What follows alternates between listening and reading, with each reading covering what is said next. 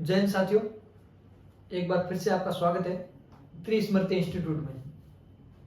आज हम बात करने जा रहे हैं class 10th geography chapter number first जो है अध्याय फर्स्ट संसाधन एवं विकास। तो आज हम बात करेंगे संसाधन और विकास की। संसाधन की परिभाषा देखेंगे, संसाधन के प्रकार देखेंगे, किस प्रकार संसाधन हमारे लिए उपयोगी है और कौन कौन से संसाधन है, इन सब के बारे में अपन विस्तृत अध्ययन करेंगे इस चैप्टर के माध्यम से। आगे बात की जाए संसाधन किसे कहते हैं, परिभाषा देखी जाए संसाधन की। संसाधन किसे कहते हैं? हमारे पर्यावरण में उपलब्ध प्रत्येक वस्तु जो हमारी आवश्यकताओं को पूरा करने में प्रयुक्त की जा सकती है और जिसको बनाने के लिए प्रौद्योगिकी उपलब्ध है, जो आर्थिक रूप से आर्थिक रूप से संभव है और सांस्कृतिक रूप से मान्य हो, उसे क्या कहते हैं? संसाधन कहते हैं। यानी प्रत्येक वस्तु जो हमारी आवश्यकताओं को पूरा करने के लिए प्रयुक्त की जाती है उसे हम क्या कहते हैं? संसाधन कहते हैं। उसकी दो ही शर्तें हैं। क्या? पहली, आर्थिक रूप से संभव हो, यानी उसको अपन कहीं से भी खरीद सकते हैं पैसे देकर के, अर्थ यानी पैसे धन रुपए देकर खरीद सकते हैं। दूसरा क्या हो? वो सांस्कृतिक रूप से मान्य हो, उसको समाज क्या करता हो? मान्यता देता हो। ठीक है ना? समाज क्या देता हो? मान्यता। तो उसे अपन क्या कहेंगे? संसाधन। अब कुछ उदाहरण देख सकते हैं अपन संसाधन की क्या क्या हो सकता है।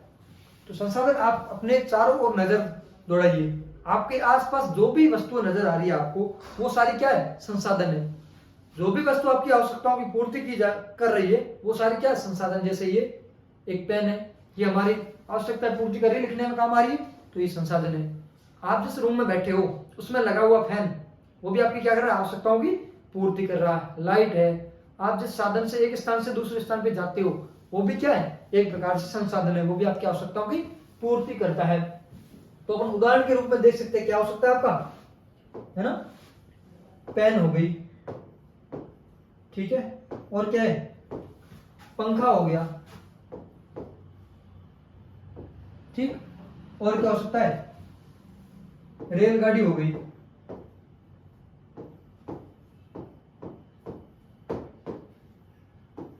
इस प्रकार से अन्य विभिन्न प्रकार की चीजें जो है हमारी आवश्यकताओं की पूर्ति करती है।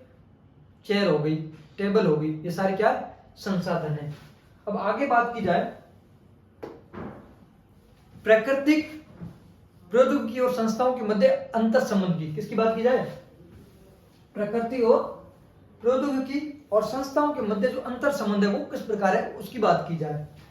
तो देखा जाए तो एक डायग्राम के माध्यम से अपन समझने का प्रयास करेंगे, ठीक है।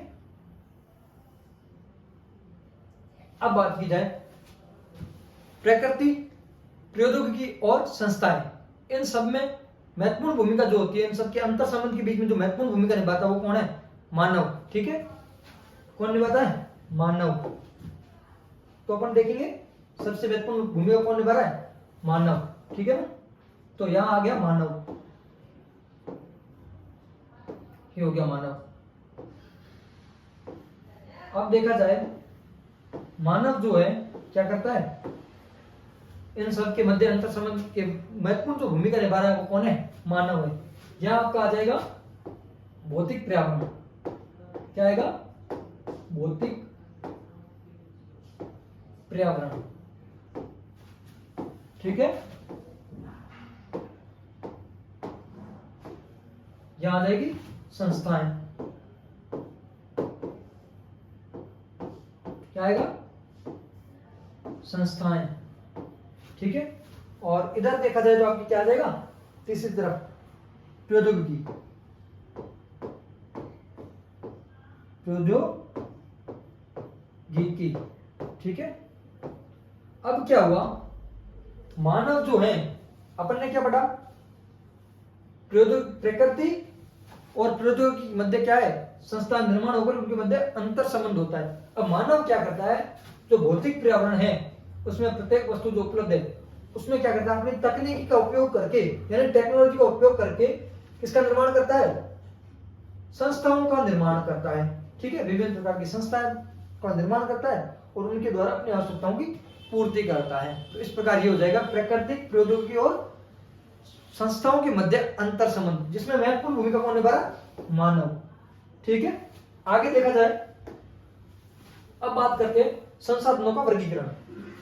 संसाधनों का वर्गीकरण, अब अपन देखते हैं संसाधनों का वर्गीकरण। संसाधनों को किस प्रकार से बांटा गया है, तो आप सबसे पहले देखेंगे संसाधन जो है उत्पत्ति के आधार पे। अब उत्पत्ति के आधार पे संसाधन को कितने प्रकार से बांटा गया है, दो प्रकार से बांटा गया है। पहला कौन सा है, जैव संसाधन, और दूसरा अजैव संसाधन।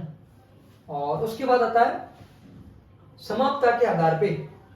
ठीक है, समाप्यता के आधार पे संसाधन भी दो प्रकार के हैं, नवीनीकरण योग्य, ठीक है, और दूसरा कौन सा है, अनवीकरण योग्य।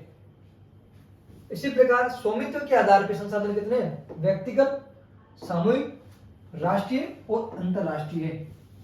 ठीक है, आगे देखा जाए विकास के स्तर के आधार पर, विकास के स्तर के आधार पर संभावित संसाधन, संभावित विकसित संसाधन, भंडार और संचित कोष। ठीक है, कौन सा हो गया, एक नंबर पे है संभावित संसाधन, दो नंबर पे कौन सा है, संभावित विकसित भंडार, और तीसरे नंबर पे कौन सा है, संचित कोष। इस प्रकार हो गए संसाधनों का वर्गीकरण। अब आगे देखा जाए, सबसे पहले एक नंबर पे कौन सा पड़ा, उत्पत्ति के आधार पे। तो उत्पत्ति के आधार पर संसाधन कितने प्रकार से थे, दो प्रकार के थे। कितने प्रकार से थे, दो प्रकार से। ये आपका नंबर एक जैव संसाधन। जैव संसाधन के बारे में देखा जाए, ऐसे संसाधन जो हमें जीव मंडल से प्राप्त होते हैं एवं जिनमें खनिज, जिनमें जीवन है, जैव संसाधन कहलाते हैं। ठीक है, क्या है, ऐसे संसाधन जो हमें जीव मंडल से प्राप्त होते हैं एवं जिनमें जीवन है, जैव संसाधन कहलाते हैं। जितने भी जीव जंतु हैं, ठीक है, जिनमें जीव पाया जाता है, वो सारे किसमें आ जाएंगे, जैविक संसाधन में। जैसे मनुष्य, प्राणीजात आदि, ये सब क्या है, जैव संसाधन है। अब नेक्स्ट देखते हैं, दो नंबर कौन सा था, अजैव संसाधन। वे सभी संसाधन जो निर्जीव वस्तुओं से बने हैं, निर्जीव वस्तुओं से बने हुए संसाधन जो, वो क्या कहलाएंगे, अजैव संसाधन। क्या कहलाते हैं, अजैव संसाधन कहलाते हैं। इसमें उदाहरण के रूप में अपन दे सकते हैं, कौन सी है, चट्टानें होगी, ठीक है, और ये धातुएं, चट्टानें होगी, धातुएं होगी, अन्य प्रकार के विभिन्न सारी चीजें जो इसके अंतर्गत आती है। आगे नेक्स्ट, समाप्यता के आधार पे संसाधनों का वर्गीकरण। ठीक है, समाप्यता के आधार पे संसाधनों का वर्गीकरण। इसमें देखो क्या दे रखा, नवीकरणीय संसाधन। नवीकरणीय संसाधन की एक बार परिभाषा देखो, वे संसाधन जिन्हें हम विभिन्न भौतिक, रासायनिक अथवा यांत्रिक क्रियाओं द्वारा पुनः उपयोगी बनाया जा सकता है, नवीकरणीय संसाधन कहलाते हैं। यानी उनको पुनः अपन क्या कर सकते हैं, यूज करके भौतिक प्रक्रियाओं के द्वारा पुनः उसको बनाया जा सकता है। एक मिनट, है ना, हाँ। अब आगे है अनवीकरणीय संसाधन, और इसका उदाहरण देख लो कौन सा, जैसे वायु, जल आदि। और वायु जो है, इसे अपन ने क्या बनाया, वायु से अपन ने पवन चक्की के माध्यम से उससे ऊर्जा बना दी, बार बार उसका ऊर्जा बना के अपन उपयोग कर सकते हैं, और दूसरे जल से भी अपन ऊर्जा बनाइए। इस प्रकार से नवीकरणीय संसाधन के अंतर्गत आ जाएंगे। अब दूसरा आता है अनवीनीकरण संसाधन। अब इसमें कौन से आते हैं, वे संसाधन जिन्हें एक बार उपयोग में लाने के बाद पुनः उपयोग में नहीं लाया जा सकता। इनका निर्माण एवं विकास एक लंबे वैज्ञानिक अंतराल में हुआ है, अनवीनीकरण संसाधन कहलाते हैं। ठीक है, अब ये कौन सा हो गया, अनवीकरण संसाधन हो जिन्हें एक बार उपयोग में लाने के बाद पुनः उपयोग नहीं किया जा सकता, और इनका जो निर्माण है वो कैसे हुआ है, भू वैज्ञानिक अंतराल में, यानी बहुत लंबे समय बाद इनका विकास हुआ है। ठीक है, हाँ, आगे देखो, आगे देखा जाए स्वामित्व के आधार पे संसाधनों का वर्गीकरण, तो इसमें देखते हैं व्यक्तिगत संसाधन। व्यक्तिगत संसाधन कौन से? वे संसाधन जो स्वयं के हैं व्यक्तिगत स्तर पे, वे संसाधन व्यक्तिगत संसाधन कहलाते हैं जिनका स्वामित्व निजी व्यक्तियों के पास होता है। ठीक है, ये थोड़ा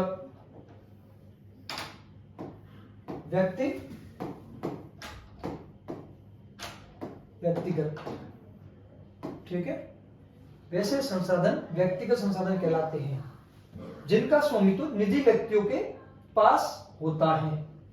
उदाहरण के लिए किसी किसान की जमीन, घर, आपकी गाड़ी, इस प्रकार के सारे संसाधनों को क्या हो गए? व्यक्तिगत संसाधन हो गए, जो सारे आपके पास रहते हैं, आपके लिए। आगे है सामुदायिक संसाधन। ठीक है, वे संसाधन जिनका उपयोग समुदाय के सभी लोग करते हैं सामुदायिक संसाधन कहलाते हैं। जिनका उपयोग क्या करते हैं? समुदाय के सभी लोग करते हैं, वो सामुदायिक संसाधन के अंतर्गत आ जाएंगे। इसमें अपन देख सकते हैं, उदाहरण के लिए क्या है? पार्क आ सकता है, ठीक है, स्कूल है, सार्वजनिक जो स्कूल है, ठीक है, हॉस्पिटल्स है, इस प्रकार के सारे जो संसाधन है वो सामुदायिक संसाधन है। उसमें किसी व्यक्तिगत रूप से किसी एक का अधिकार नहीं, सबका अधिकार है। ठीक है, आगे देखो, अब आता है राष्ट्रीय संसाधन। राष्ट्रीय संसाधन वे संसाधन है जो किसी भी प्रकार के संसाधन जो राष्ट्र की भौगोलिक सीमाओं के भीतर मौजूद हो, वो क्या कहलाते हैं? राष्ट्रीय संसाधन। यानी कोई भी राष्ट्र है, ठीक है, उसकी जो भौगोलिक सीमाएं निर्धारित की गई है उसके अंदर जितने भी संसाधन आते हैं वो सारे किस में आ जाएंगे? राष्ट्रीय संसाधन पे। उसमें उसी राष्ट्र का ही अधिकार है, इसलिए वो राष्ट्रीय संसाधन के अंतर्गत आएंगे। और इसके बाद अंतरराष्ट्रीय संसाधन। अंतरराष्ट्रीय संसाधन, इसका भी एक नियम है। देखो क्या दे रखा? तट रेखा के 200 मील दूरी से परे, यानी जो तट रेखा निर्धारित की गई है उससे 200 मील दूरी परे खुले महासागरीय संसाधनों पर किसी भी देश का अधिकार नहीं होता है। ठीक है, किसी भी देश का अधिकार नहीं है।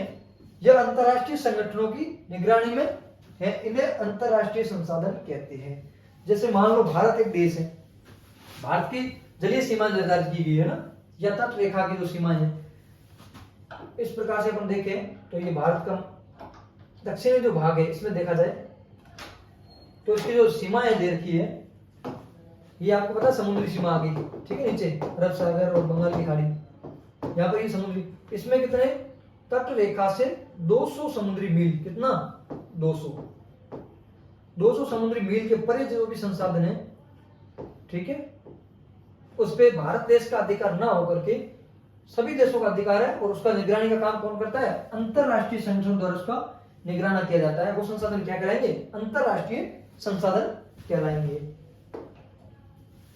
नेक्स्ट है विकास के स्तर के आधार पर संसाधनों का वर्गीकरण। ठीक है, विकास के स्तर के आधार पर संसाधनों का वर्गीकरण। अब जो विकास के स्तर के आधार पर संसाधन जो है वो कौन सा है? संभावी संसाधन। ठीक है, संभावी संसाधन की बात की जाए, वे संसाधन जो किसी प्रदेश में विद्यमान हैं परंतु उनका उपयोग नहीं किया गया है, संभावी संसाधन कहलाते हैं। आपको इसके वर्ड से भी पता चल रहा है, संभावी, अपन कहते हैं ना संभावना है, संभावना जाहिर की जा रही है। तो वे सारे संसाधन किसी प्रदेश में है, विद्यमान है, उपलब्ध तो है, परंतु उनका उपयोग जो है अभी नहीं किया जा रहा है, लेकिन वर्तमान भविष्य में कभी उपयोग में लिए जा सकते हैं। इस प्रकार के जो संसाधन है वो संभावी के अंतर्गत आ जाएंगे। अब आगे दे रखा है विकसित संसाधन। अब विकसित संसाधन की परिभाषा है वे संसाधन जिनको उपयोग की गुणवत्ता और मात्रा निर्धारित की जा चुकी है, वो विकसित संसाधन कहलाएंगे। यानी किसी प्रदेश के अंतर्गत कोई संसाधन है, उसकी कितनी गुणवत्ता है, उसकी क्वालिटी क्या है, ठीक है, और क्वांटिटी क्या है, मात्रा। क्वालिटी और क्वांटिटी क्या है वो तो पहले से निर्धारित की जा चुकी है विभिन्न प्रकार की संस्थाओं के द्वारा, जो इसका दोहन का काम करती है, खोदने का काम करती है, वो सारे उनके द्वारा निर्धारित की जा चुकी है। लेकिन वो क्या है? विकसित संसाधन है, अभी उनका उपयोग में नहीं लिया जा रहा है, खुदाई का काम नहीं हुआ है, लेकिन वो क्या है? निर्धारित की जा चुकी है, उनको उपयोग की गुणवत्ता और मात्रा का निर्धारण किया जा चुका है। उनको क्या कहेंगे अपन? विकसित संसाधन कहेंगे। ये एक एक संसाधन की परिभाषा है, ठीक है ना, इनको आपको याद करना है। आगे देखते हैं इसमें भंडारित संसाधन। ठीक है, भंडारित संसाधन के अंदर बात की जाए, पर्यावरण में उपलब्ध वे संसाधन जो अभी प्रौद्योगिकी यानी तकनीकी टेक्नोलॉजी के अभाव में मानव की पहुंच से बाहर है, भंडारित संसाधन कहलाते हैं। और पृथ्वी पर विभिन्न प्रकार के संसाधन है। कई संसाधन ऐसे हैं जिनके बारे में अपन जानते नहीं, लेकिन उसके बाद अपने पास क्या है, टेक्नोलॉजी नहीं, तकनीकी नहीं, ज्ञान या होने के बावजूद तकनीकी नहीं होने के कारण उनका क्या कर सकते हैं अपन, पर्यावरण में उपलब्ध वे संसाधन जो भी प्रौद्योगिकी के अभाव में मानव की पहुंच से बाहर है, यानी अभी मानव उन तक नहीं पहुंच पाया है, क्योंकि उन संसाधनों को प्राप्त करने के लिए जो टेक्नोलॉजी चाहिए, जो तकनीकी चाहिए, वो भी मानव के पास विकसित नहीं हुई, इसलिए वे संसाधन क्या कहलाते हैं, भंडारित संसाधन के अंतर्गत आएंगे। अब नेक्स्ट देखो, संचित संसाधन। क्या? संचित संसाधन वे संसाधन जिन्हें अभी तक तकनीकी ज्ञान के उपयोग से प्रयोग में लाया जा सकता है, ठीक है, परंतु इनका उपयोग अभी आरंभ नहीं हुआ है, वे संचित संसाधन कहलाते हैं। संचित यानी इकट्ठे संसाधन है, इकट्ठे एक जगह हैं, उनको अपन ने क्या किया है, तकनीकी ज्ञान के उपयोग से प्रयोग में लाया जा सकता है, परंतु इनका उपयोग अभी आरंभ नहीं हुआ है। तकनीकी भी है अपने पास, वो संसाधन पड़े हैं, लेकिन उनको जो निकालने का काम है, खोदने का काम है, वो अभी तक प्रारंभ नहीं हुआ है, वो इसके अंतर्गत आ जाएंगे, संचित संसाधन के अंतर्गत आ जाएंगे। आगे बात की जाए संसाधनों का विकास। संसाधनों का विकास, तो सबसे पहले क्या है, मानव अस्तित्व के लिए संसाधन अत्यंत महत्वपूर्ण है, यानी मानव के अस्तित्व के लिए संसाधन क्या है, एक महत्वपूर्ण, अत्यंत महत्वपूर्ण है। ऐसा विश्वास किया जाता था कि संसाधन प्रकृति की देन है, इसीलिए मानव द्वारा इनका अंधाधुंध उपयोग किया गया। अब मानव पहले क्या समझता था, ये जो संसाधन है ये हमें क्या दिया, प्रकृति ने दिया है, ये प्रकृति की देन है, मैं जितना चाहूं इसका उपयोग कर सकता हूं। तो मानव उनको क्या किया, अंधाधुंध उपयोग करने लग गया मानव, जिसका परिणाम क्या हुआ, जिसके फलस्वरूप निम्नलिखित मुख्य जो समस्या है वो पैदा होगी। आप सोच सकते हो, संसाधनों ने जो है अंधाधुंध संसाधनों का उपयोग किया मानव ने, इसके द्वारा कौन कौन सी समस्याएं मानव के सामने हुई है, उनके बारे में आप एक मिनट के लिए चिंतन कीजिए, कौन कौन सी समस्याएं जो है मानव के सामने हुई, ये एक विचारणीय बिंदु है। अब आगे देखो कौन कौन समस्या है, उनको अपने एक बार देखते हैं। तो सबसे पहले क्या है, कुछ व्यक्तियों के लिए लालचवश संसाधनों का ह्रास हुआ, यानी कमी हो गई। कुछ व्यक्ति क्या करते, इतनी अपनी लालच, महात्मा गांधी जी ने कहा था कि प्रत्येक वस्तु की, प्रत्येक व्यक्ति की आवश्यकताओं की पूर्ति करने के लिए हमारे पास संसाधन है, लेकिन किसी के लालच जो है ना, किसी की लालच, उसकी पूर्ति के लिए हमारे पास कोई भी संसाधन नहीं है। व्यक्ति जो इतना लालची हो सकता है, उसको जितना भी मिल रहा है उसके बावजूद उससे चाहिए और मुझे मिलना चाहिए, यानी किसी की लालच जो है उसको पूरा करने के लिए कितने भी संसाधनों को कभी पूर्ति नहीं हो पाएगी। अब देखो, संसाधन समाज के कुछ ही लोगों के हाथों में आ गए, जिससे समाज में दो हिस्सों, जिससे समाज दो हिस्सों में बट गया, संसाधन संपन्न और संसाधनहीन, अर्थात अमीर और गरीब। अब जो संसाधन है, संसाधन किसके पास आ गए, कुछ लोगों के हाथों में आ गए, ठीक है। अब संसाधन जो है कुछ लोगों के हाथों में आने के बावजूद क्या हुआ, अमीर और गरीब, अमीर और गरीब दो श्रेणियों में समाज का विभाजन हो गया, यानी समाज दो श्रेणियों में बट गया। सीधी सी बात है, जब संसाधनों का एक व्यक्ति के पास ज्यादा होंगे, दूसरे के पास कम होंगे, ज्यादा वाले के पास और ज्यादा होंगे, कम वाले के पास और कम हो जाएंगे, तो इस प्रकार के समाज का जो बंटवारा है वो दो वर्गों में होना निश्चित है। संसाधनों के अंधाधुंध शोषण से वैश्विक परिस्थिति का संकट पैदा हो गया।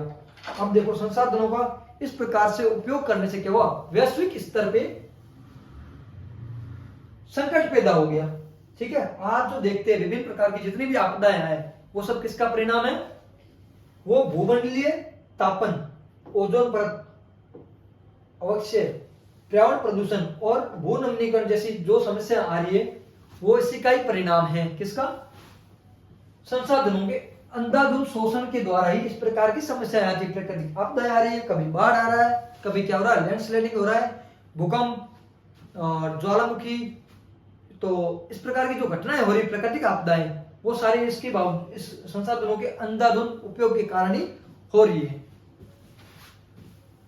अब आगे देखो, मानव जीवन की गुणवत्ता और वैश्विक शांति के लिए समाज में संसाधनों का न्याय संगत बंटवारा आवश्यक हो गया है। अब इसके लिए क्या करना पड़ेगा? मानव जीवन की गुणवत्ता और वैश्विक शांति के लिए, यानी विश्व स्तर पे जो शांति स्थापित करने के लिए और मानव जीवन की गुणवत्ता में सुधार लाने के लिए क्या करना पड़ेगा? संसाधनों का इस प्रकार से न्याय संगत बंटवारा करना पड़ेगा, जिससे कि सबके पास संसाधन उपलब्ध हो सके। सतत पोषणीय विकास, ठीक है, क्या पढ़ते हैं? सतत पोषणीय विकास, सस्टेनेबल डेवलपमेंट, ठीक है, सस्टेनेबल डेवलपमेंट। अब देखो क्या परिभाषा दे रखी है? संसाधनों का ऐसा विवेकपूर्ण प्रयोग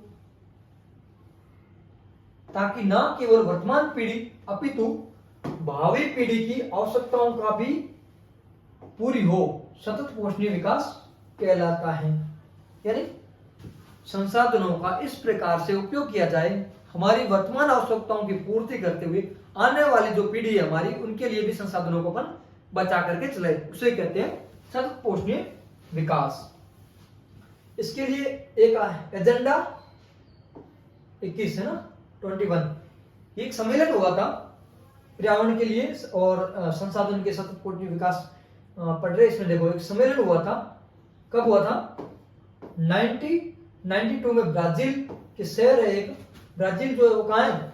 दक्षिण अमेरिका में। दक्षिण अमेरिका जो महाद्वीप है उसमें ब्राजील देश है, उसका एक शहर है रियो डी जेनेरो, ठीक है। कौन सा शहर है? इस स्थान का नाम क्या है? रियो डी जेनेरो में संयुक्त राष्ट्र पर्यावरण और विकास सम्मेलन के तत्वाधान में राष्ट्र अध्यक्षों ने एजेंडा 21 पारित किया, ठीक है। इस प्रकार के विभिन्न देशों ने यहाँ पर भाग लिया था, उन सबने एक एजेंडा तैयार किया। उस एजेंडे का मुख्य उद्देश्य क्या था? ठीक है ना, देखो उद्देश्य, जिसका उद्देश्य समान हितों, अब एक एक लाइन देखिए, एक वर्ड देखिए, समान हितों, पारस्परिक आवश्यकताओं एवं सम्मिलित जिम्मेदारियों के अनुसार विश्व सहयोग के द्वारा पर्यावरणीय क्षति, गरीबी और रोगों से निपटाना, ठीक है, रोगों से क्या हो? निपटाना। इस प्रकार से इसका जो मुख्य उद्देश्य एजेंडा 21 का था। आपके प्रश्न आ सकता है कि एजेंडा जो 21 है उसका मुख्य उद्देश्य क्या था, और दूसरा कब हुआ था? 1992 में, 1992 में। कहां पे हुआ था? ब्राजील, ठीक है। कौन सी जगह? रियो डी जेनेरो शहर, ब्राजील में, ठीक। आगे बात की जाए संसाधनों का नियोजन, ठीक है। संसाधन नियोजन, नियोजन का अर्थ क्या होता है? प्लानिंग, ठीक है। नियोजन का अर्थ होता है प्लानिंग करना। संसाधन नियोजन प्लानिंग ऐसा उपाय अथवा तकनीकी के जिसके द्वारा संसाधनों का उचित उपयोग सुनिश्चित किया जा सकता है, संसाधन नियोजन कहलाता है। कुछ ऐसा उपयोग करना चाहिए तकनीकी जिसके द्वारा संसाधनों का उचित उपयोग सुनिश्चित किया जा सकता है, वो क्या कहलाएगा? संसाधनों का नियोजन कहलाएगा। भारत में संसाधन नियोजन, अब भारत जैसे देश में संसाधनों की प्लानिंग होनी चाहिए, उसके नियोजन होना चाहिए। उसके लिए देखो संसाधनों की मदद से समुचित विकास करने के लिए यह जरूरी है कि योजनाएं बनाते समय टेक्नोलॉजी, कौशल, संस्थागत बातों का ध्यान रखा जाए। अब भारत जैसे देश में जो भी योजना नहीं बन रही है, ठीक है ना, उसमें क्या ध्यान रखना चाहिए? एक तकनीकी का, ठीक है, समय, टेक्नोलॉजी, कौशल और संस्थागत बातें जो उनका विशेष रूप से ध्यान देना चाहिए। प्रथम पंचवर्षीय योजना में ही भारत में संसाधन नियोजन एक प्रमुख लक्ष्य रखा गया। जब हमारा देश आजाद हुआ उसके बाद हमारे देश के लिए जो विकास के लिए महत्वपूर्ण भूमिका जिन लोगों ने निभाई, उन्होंने पंचवर्षीय योजनाएं प्रारंभ की। उसमें जो प्रथम पंचवर्षीय योजना स्टार्ट की थी उसका प्रमुख जो लक्ष्य रखा गया वो क्या रखा गया था? भारत में संसाधन नियोजन, ठीक है, संसाधनों का नियोजन, यानी इस प्रकार से नियोजन किया जाए, प्लानिंग की जाए जिससे हमारे देश को अधिक से अधिक लाभ हो, प्रत्येक व्यक्ति को उसका लाभ हो, उसका मुख्य उद्देश्य रखा गया था। भारत में, ठीक है, हाँ, भारत में संसाधन नियोजन के मुख्य जो बिंदु दे रखे वो निम्नलिखित हैं। कौन सा है? नंबर 1 दे रखा है, पूरे देश के विभिन्न प्रदेशों के संसाधनों की पहचान कर उनकी तालिका बनाना, ठीक है। भारत जैसे इतने बड़े विविधतापूर्ण देश के लिए संसाधनों के नियोजन के प्लानिंग के लिए सबसे पहले क्या करना पड़ेगा? संसाधनों की पहचान करना, कौन कौन सा संसाधन किस जगह पे है, फिर उनकी क्या करना, तालिका बनाना। भारत इतना बड़ा देश है, कई जगह पर संसाधन कम है, कहीं ज्यादा है, किसी जगह पर जल संसाधन ज्यादा है, किसी जगह पर वनस्पति है, किसी जगह पर खनिज है, किसी जगह पर खनिज का अभाव है, किसी जगह पर जल का मात्रा अधिक है, किसी जगह पर कम है, सूखा भी है। क्या विश्व की सर्वाधिक बरसात जो है वो भी भारत में होती है, और कई जगह पर जैसलमेर जैसे जिले में जो है बारिश की सबसे कम संभावना भी यहाँ भारत जैसे देश में देखने को मिलती है। अब दूसरा है उपयुक्त कौशल, टेक्नोलॉजी और संस्थागत ढांचों का सही इस्तेमाल करते हुए नियोजन ढांचा तैयार करना। टेक्नोलॉजी का, ठीक है, कौशल और संस्थागत ढांचे जो बना रहे हैं उनका सही इस्तेमाल करते हुए संसाधन नियोजन की प्लानिंग करना। संसाधन नियोजन और विकास नियोजन के बीच सही तालमेल बिठाना। जो संसाधन का नियोजन कर रहे हैं, ठीक है, और विकास का नियोजन, विकास की प्लानिंग के लिए जो भी कार्य कर रहे हैं वो, और संसाधन नियोजन, संसाधन की प्लानिंग, दोनों के बीच में क्या करना चाहिए, उचित तालमेल बिठाना चाहिए, जिससे क्या होगा, सबको लाभ मिल पाएगा और काम जो है अच्छे से हो पाएगा। आगे देखा संसाधन संरक्षण, हम किस प्रकार से संसाधन का संरक्षण कर सकते हैं। किसी भी वस्तु का संरक्षण करना बहुत ही आवश्यक है, तो संसाधनों का भी संरक्षण करना हमारी जिम्मेदारी है। संसाधनों का उचित प्रबंधन, ताकि जल, भूमि तथा वनस्पति एवं मृदा का इस प्रकार से प्रयोग करना कि भावी पीढ़ी की जरूरतों का भी ख्याल रखा जाए। हमारी आवश्यकता पूर्ति करने के बाद आने वाली पीढ़ी के लिए भी ध्यान रखना ही क्या कहलाता है, संसाधन संरक्षण के अंतर्गत आ जाएगा। अब आता है भू संसाधन, ठीक है ना। तो भूमि भी एक प्रकार से संसाधन है और सबसे महत्वपूर्ण संसाधन भी है। क्या है, भू संसाधन। भूमि एक महत्वपूर्ण प्राकृतिक संसाधन है। भूमि महत्वपूर्ण प्राकृतिक संसाधन है। सारी जो गतिविधि हमारी वो किस पे होती है, भूमि पर ही होती है। और भूमि एक इस प्रकार का संसाधन जिससे हमारी सारी आवश्यकताएं जो है, अधिकतम आवश्यकताएं पूर्ति हो जाती है। प्राकृतिक वनस्पति, वन्य जीवन, मानव जीवन, आर्थिक क्रियाएं, परिवहन तथा संचार व्यवस्थाएं भूमि पर ही आधारित है। ये सारी गतिविधि किस पे होती है, भूमि पर ही होती है। भूमि एक सीमित संसाधन है, इसलिए हमें इसका उपयोग सावधानी और योजनाबद्ध तरीके से करना चाहिए। भूमि क्या सीमित, ऐसा नहीं कि आज हमारे पास इतनी भूमि है, कल हम इसको और बढ़ा करके खींच के और ज्यादा कर लेंगे। जितनी है उतनी ही रहेगी। हमारे बाप दादाओं के पास जितनी जमीन जायदाद थी वो वहीं छोड़ के गए, उससे पहले भी भूमि की यही थी। तो इतनी सीमित जो भूमि है वो इतनी रहने वाली है, ऐसा नहीं बढ़ जाएगी भूमि, जितनी थी उतनी ही रहेगी।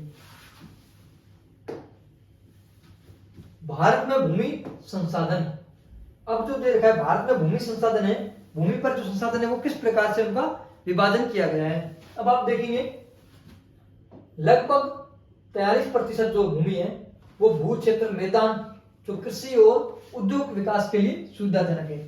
अब 43% जो भूमि है उसका प्रयोग कैसे किया जाता है, मैदान और कृषि और उद्योग के लिए इसका प्रयोग किया जा रहा है। लगभग 30% जो भूमि है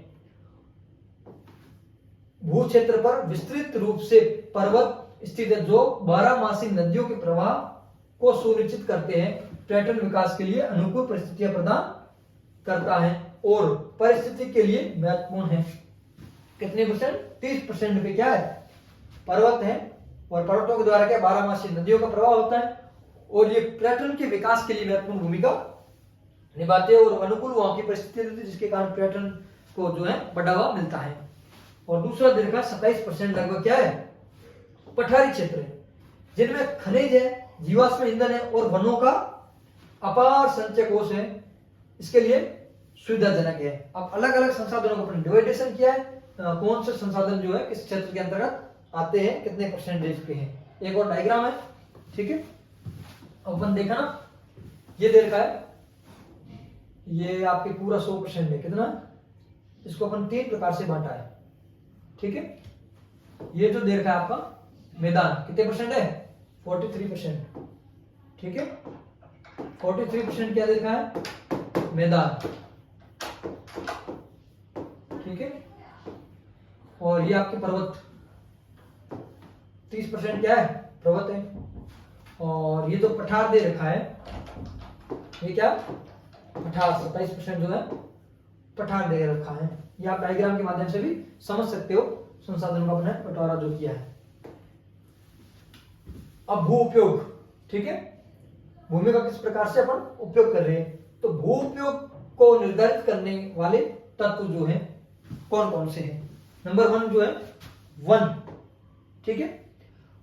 पेड़ों से आच्छादित एक विशाल क्षेत्र क्या कहलाता है? वन कहलाता है।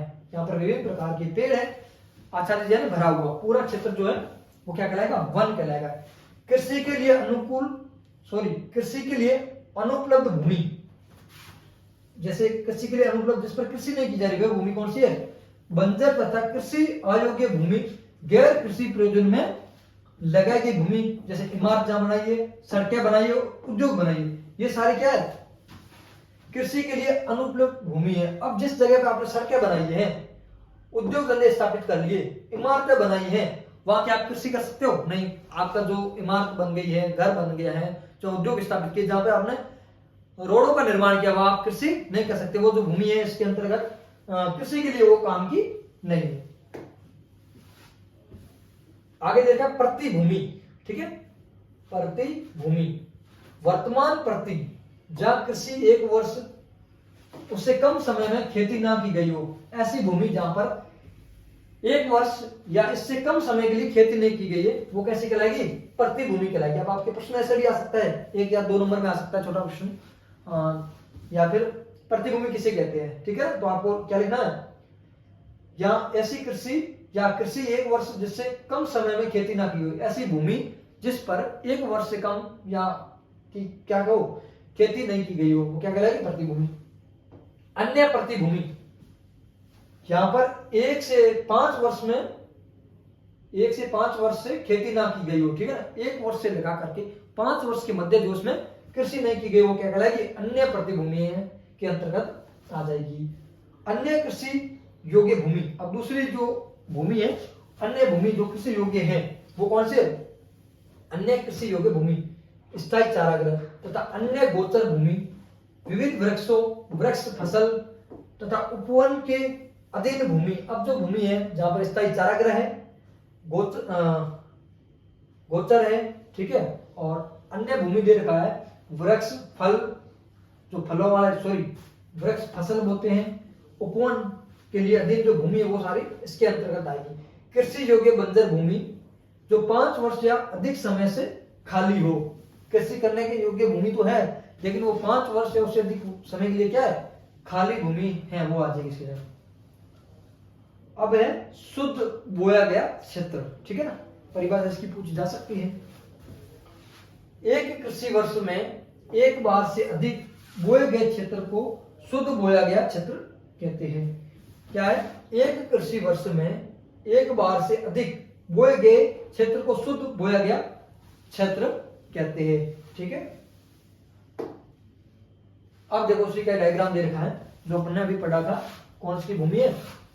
अब ये दे रखा सामान्य भू उपयोग 2 प्रकार से दे रखा है, 2014-15 और इसमें दे रखा है 1960 से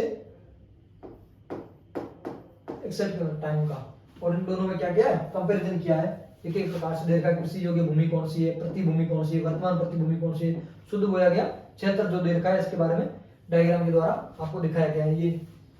और इसमें भी ऐसे वन बंजर भूमि, गैर कृषि योग्य भूमि, स्थायी चारागाह भूमि, विभिन्न प्रकार की जो वृक्ष है, फसलें हैं, तो उपवन के अंतर्गत जो क्षेत्र आते हैं उनको एक प्रकार से डायग्राम के माध्यम से समझाने का प्रयास किया गया है, ठीक है। आगे देखो, भारत में भू उपयोग प्रारूप के प्रकार। अब जो भारत में है भू उपयोग जो प्रारूप है उसके कौन कौन से प्रकार दे रखे हैं, ठीक है। भू उपयोग को निर्धारित करने वाले तत्व कौन से?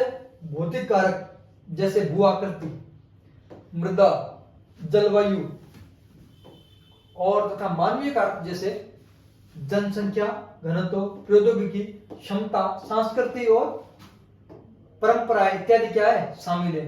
भू उपयोग को निर्धारित करने वाले तत्व जो दे रखे हैं, ठीक है। इसके अंतर्गत क्या आ रहे हैं?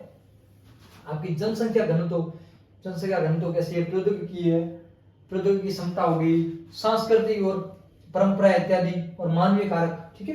ये जो सारे मानवीय कारक है इसको निर्धारित करने में है। सबसे पहले देखा है भू निम्नीकरण के कारण। अब जो भूमि निम्नीकरण के जो कारण दे रखे हैं, ठीक है, वो कौन से? पहला है खनन। अत्यधिक खनन से भूमि का क्या हो रहा है? निम्नीकरण हो रहा है। अतिचारण या अधिक मात्रा में पशु को चराने के कारण वो भूमि में क्या हो रही, निम्नीकरण हो रहा है। अति सिंचाई, अधिक मात्रा में सिंचाई करने से। औद्योगिक प्रदूषण सबसे महत्वपूर्ण भूमिका ये निभा रहा है, ठीक है, औद्योगिक प्रदूषण और वनोन्मूलन, इस प्रकार से सारे जो हैं और ये सारे इसके अंतर्गत आ जाएंगे। भूमि संरक्षण के उपाय, अब किस प्रकार से हम भूमि का संरक्षण कर सकते हैं, ये सबसे महत्वपूर्ण भूमिका है भूमि संरक्षण के उपाय, और हम सबको इसका पालन भी करना चाहिए और संरक्षण को करना हम सबकी प्राथमिक जिम्मेदारी हो जाती है। सबसे ज्यादा क्या करना चाहिए, वनारोपण, जितने आवश्यकता हो, आवश्यकता क्या, जितने आपको जो भी आपके पास आसपास खाली जमीन दिखे, ठीक है, सार्वजनिक जगह है, उस जगह पर हम क्या कर सकते हैं, पेड़ पौधे लगा सकते हैं। पशुचारण नियंत्रण, जहां अधिक मात्रा में पशुचारण उसकी जगह क्या किया जाए, नियंत्रण किया जाए। रक्षक मेखला, ठीक है, रक्षक मेखला क्या है, एक प्रकार से पेड़ों की कतार, ठीक है,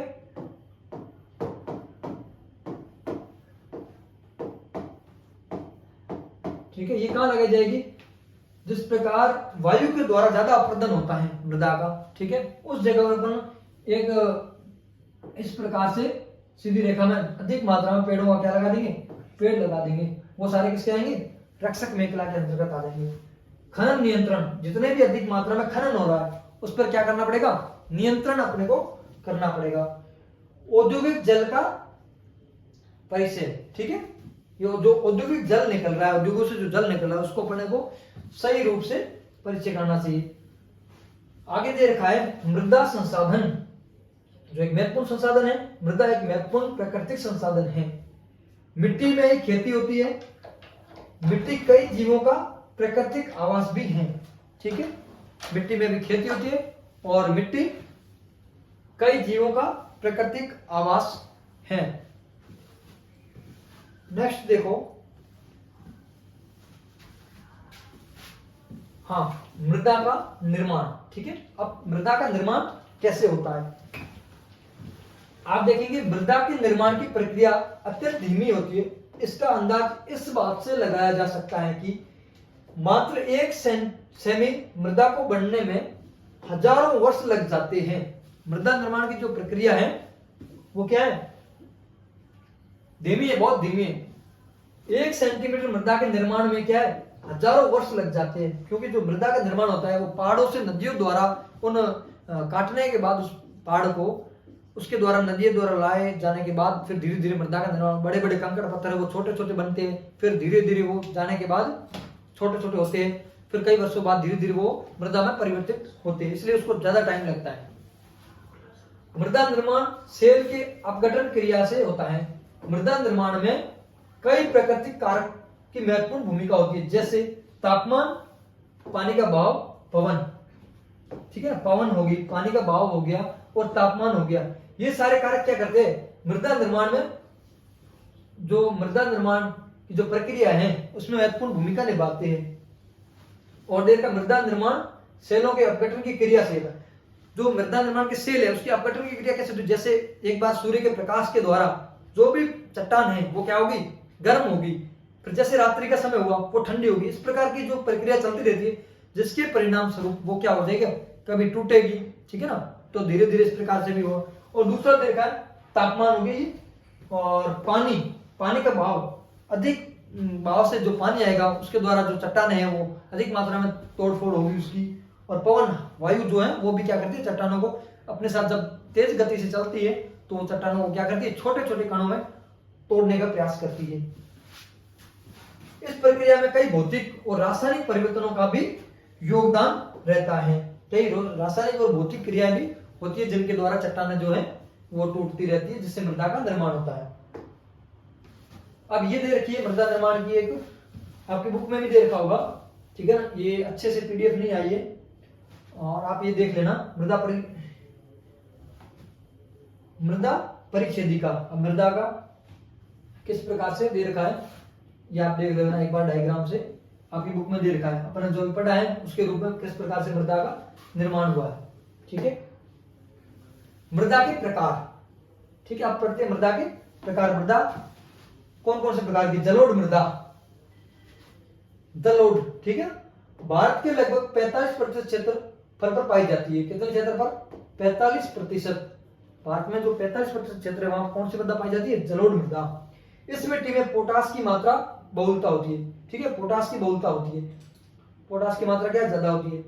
सिंधु, गंगा तथा ब्रह्मपुत्र जैसी नदियां तंत्रों द्वारा विकसित की जाती है। लगभग 40% जो मृदा है, 45% जो मृदा है वो जलोढ़ मृदा ही होती है। इसका निर्माण सिंधु, गंगा और ब्रह्मपुत्र जैसी बड़ी बड़ी जो नदियां हैं भारत की, उनके द्वारा होता है। रेत, सिल्ट तथा मृतिकाओं के विभिन्न अनुपात में पाए जाते हैं।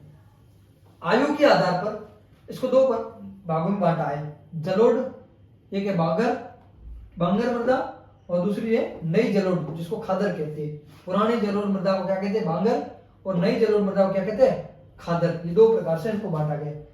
बहुत उपजाऊ तथा गन्ना, चावल, गेहूं आदि फसलों के लिए उपयोगी, सबसे ज्यादा उपजाऊ मृदा है।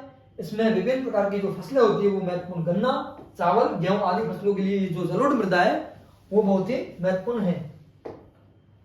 अभी आपके सामने एक मैप दे रखा है, इसमें सारी मृदाएं जो है, पर्वतीय मृदा, जलोढ़ मृदा, ठीक है ना, एक एक प्रकार से आपके सामने दे रखा है डायग्राम। जलोढ़ मृदा, पर्वतीय मृदा, ये जो आपकी कौन सी होगी? पर्वतीय मृदा, ठीक है। और गंगा, ब्रह्मपुत्र, सिंधु जैसे मृदा है वो जलोढ़ मृदा हो जाएगी। लेटराइट मृदा है। ये सारी मृदाएं जो अलग अलग प्रकार से आपके यहाँ डायग्राम में दे रखी है, एक बार आप देख लेना। काली मृदा, ठीक है, जलोढ़ के बाद कौन सी मृदा है? काली मृदा। रंग काला एवं अन्य नाम इसका क्या है? रेगर मृदा। क्या कहते हैं? रेगर मृदा, ठीक है। इसको कपासी मृदा भी कहते हैं, कपासी मृदा, ठीक है, क्योंकि इस मृदा में ज्यादा कपास की फसल जो है उसको बोया जाता है। टिटने फेरस और मैग्नेटाइट एवं जीवाश्म की उपस्थिति होती है, ठीक है, इस मृदा में। बेसाल चट्टानों के टूटने फूटने से इसका निर्माण होता है। अब ये जो अधिकतर मात्रा में जो है इसमें आयरन, चूना, एल्यूमिनियम, मैग्नीशियम की बहुलता पाई जाती है इस मृदा के अंतर्गत। कौन सी? काली मृदा। कपास की खेती के लिए सर्वाधिक उपयुक्त, ठीक है, इसीलिए इसको कपासी मृदा भी कहते हैं। सबसे ज्यादा जो कपास की खेती है इसी मृदा पे होती है। ये विशेष रूप से कहाँ है? महाराष्ट्र, सौराष्ट्र, मालवा, मध्य प्रदेश और छत्तीसगढ़ के पठारों में पाई जाती है, ठीक है। इस प्रकार से जो ये महाराष्ट्र में, सौराष्ट्र, मालवा, मध्य प्रदेश और छत्तीसगढ़ के पठारी क्षेत्रों में पाई जाती है। अधिकतर पठारी क्षेत्रों में कौन सी मृदा है? काली मृदा। अब लाल एवं पीली मृदा, कौन सी है? लाल एवं पीली मृदा। लोहे के कणों की अधिकता के कारण रंग लाल तथा कहीं कहीं पर पीला भी है, ठीक है। इसलिए इसमें लोहे तत्व की मात्रा ज्यादा पाई जाती है, इसलिए इसका कलर क्या है? लाल एवं कहीं पर पीला भी हो जाता है। ये कौन सी है? अम्लीय प्रकृति की मिट्टी है। चूने के इस्तेमाल से उर्वरता को बढ़ाया जा सकता है। इसमें चूना जो डालने के बाद इसकी जो उर्वरता की क्षमता उसको क्या किया जा सकता है? बढ़ाया जा सकता है। ये कहाँ पाई जाती है? विशेष रूप से उड़ीसा, छत्तीसगढ़, मध्य गंगा के मैदान व गारो खासी जयंतिया के पहाड़ों पे पाई जाती है, ठीक है। इस जगह पर जो आपके लाल एवं पीली मृदा पाई जाती है। आगे लेटराइट मृदा। उच्च तापमान और अधिक वर्षा वाले क्षेत्रों में लेटराइट मृदा पाई जाती है। भारी वर्षा से अत्यधिक निक्षालन का परिणाम है। चाय व काजू के लिए उपयुक्त है, ठीक है ना। व्यक्ति को चाय मिल जाए और दूसरा काजू मिल जाए, उसको और क्या चाहिए, है ना। चाय और काजू पे ही सब कुछ है। तो चाय के लिए कौन सी मृदा? लेटराइट मृदा। और काजू के लिए तो ये मृदा तो आपको याद रहनी चाहिए। चाय और काजू के लिए कौन सी मृदा उपलब्ध है? लेटराइट मृदा, है ना। ये कहां पाई जाती है? कर्नाटक, केरल, तमिलनाडु, मध्य प्रदेश, उड़ीसा तथा असम के पहाड़ी क्षेत्रों में पाई जाती है लेटराइट मृदा, चाय और काजू के लिए, ठीक है ना, लेटराइट मृदा।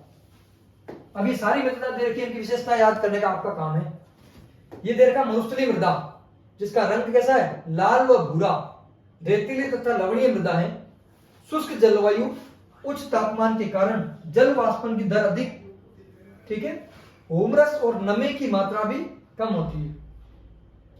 उचित सिंचाई प्रबंधन के द्वारा उपजाऊ बनाया जा सकता है। अगर सिंचाई का उचित प्रबंधन किया जाए तो इस मृदा को उपजाऊ बनाया जा सकता है। मरुस्थलीय मृदा में फुहारा पद्धति से अभी क्या हो रही है, सिंचाई हो रही है, जिसके कारण जो जल की मात्रा है जो कम लगती है, फसलों के लिए भी अच्छी पहल की गई है, जैसे फुहारा पद्धति के द्वारा, ठीक है, सिंचाई की जाती है।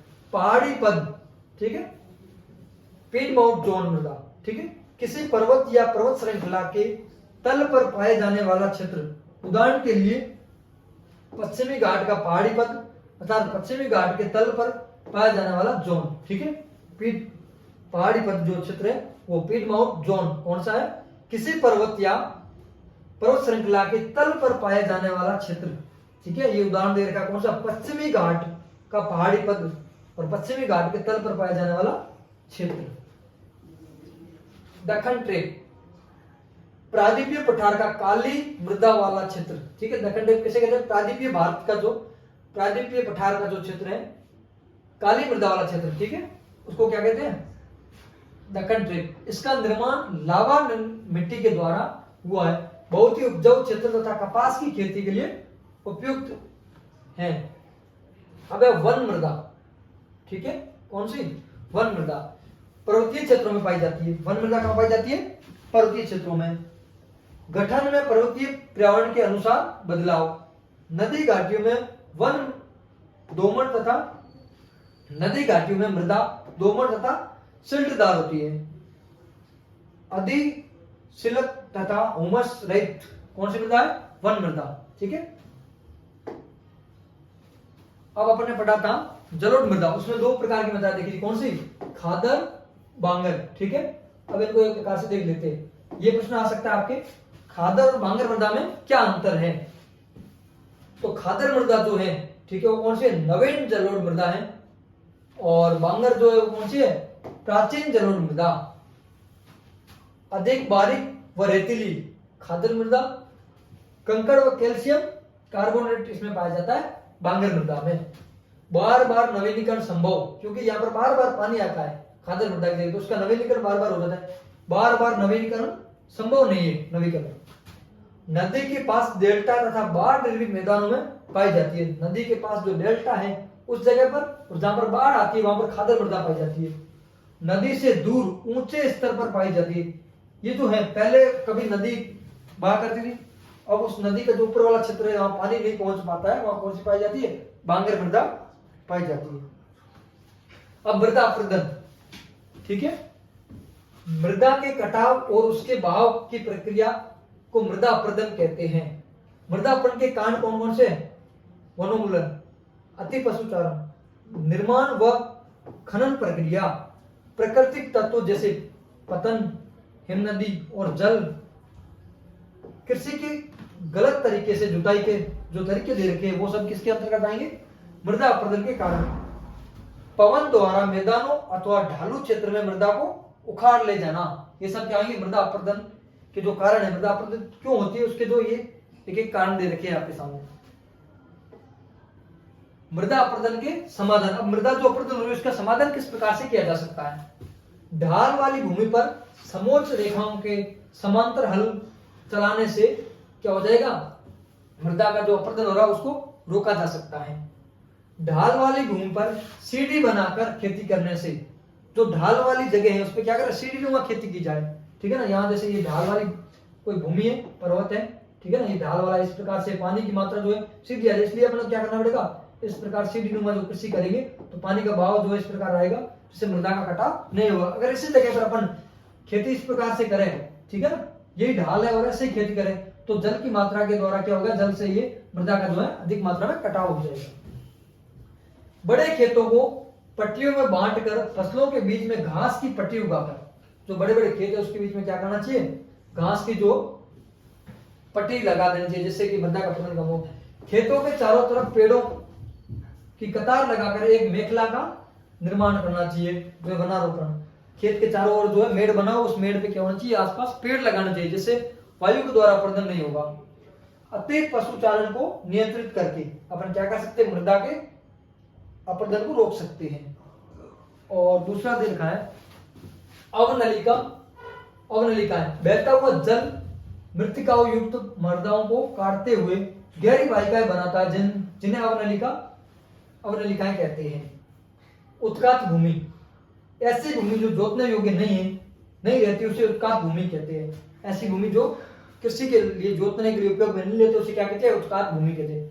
एक है खड्ड भूमि, खड्ड चंबल बेसिन में इसे खड्ड भूमि कहते हैं। जो उत्कात भूमि है, जोतने योग्य नहीं है, उसी को चंबल वाला जो क्षेत्र है उसमें क्या कहते हैं? उत्कात भूमि कहते हैं। चंबल है डाकू की, जो डाकू वाला क्षेत्र है, चंबल के बीहड़ बहुत प्रसिद्ध डाकू के लिए, इसमें खूब सारी मूवियां बनी है, ठीक है, वो भी आप कभी देख लेना, चंबल के डाकुओं की कहानी सुन लेना। अब है पवन अपर्दन।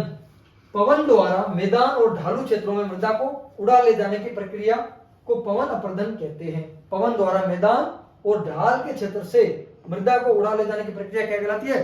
मृदा अपर्दन कहलाती है, ठीक है। तो आप देख सकते हैं ये जो अपन ने पढ़ा कि 10th क्लास का जो चैप्टर है संसाधन एवं विकास, वो अभी पूरा हो गया है, ठीक है। इसके क्वेश्चन आंसर आप देख लेना, और नेक्स्ट आपका जो है सेकंड चैप्टर है वो आपको नेक्स्ट टाइम में इसी चैनल पे करवा दिया जाएगा। जय हिंद, जय भारत।